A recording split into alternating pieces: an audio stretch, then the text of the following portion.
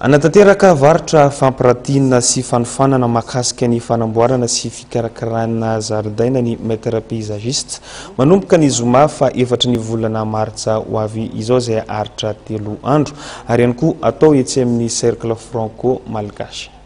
Mbola vitsy ireo malagasy misehatra amin'ny fanamboarana sy fikarakarana zaridaina ary tsy mbola misy fianarana izany eto amintsika na dia efa misy aza ny fiofanana izany any ivelany.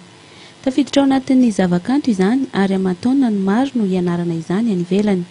Mbola betsaka koa nefa ireo malagasy tsy mahafantatra fa efa misy mpanao ireto zavakanto ireto eto Madagasikara. Aman-taonany mihitsy misy diplôma, misy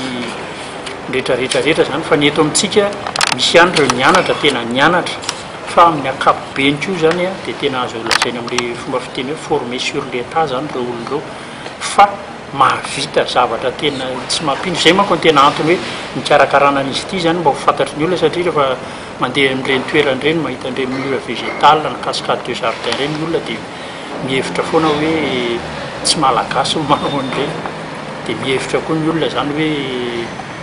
hoe lafo be ve izy ireny, iza ny tena mpanao an'izy ireny fa dia mandeha fotsiny ilay resaka zany dia mba ho fantatry ny olona akaiko koa zany ny antony nanaovana an'izy ity. Ekena aloha fa tsy dia hoe zavatra ohatra manao zaridaina tsotra hoe manisy pombon-kazo kely dia izay dia vita ilay resaka paysagisme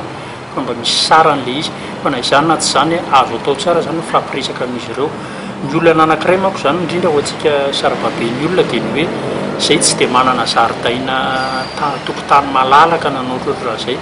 fa ireo paysagiste ireo zany amin'ny maha-paysagiste azy na 1 mètre carré fotsiny ara ny tokotaninao dia efa ahavitany zavatra tsy ampoizina. Maherin'ny 10 euro andray anjara amin'ity hetsika varotra fampirantiana sy fanafanana mahakasika ny fanamboarana sy fikarakarana zaridaina ity ary zanakazo andramena misy 100 no efa novoleny. Misy karazany maro ihany koa ny zaridaina, ao ny zaridaina japonais, bonjay, miniature jardin, cascade jardin ary ny paysage. Mbola olana ho an'ny mpisehatra amin'ny fikarakarana zaridaina ihany koa ny tsy fisian'ny fitaovana eto Madagasikara.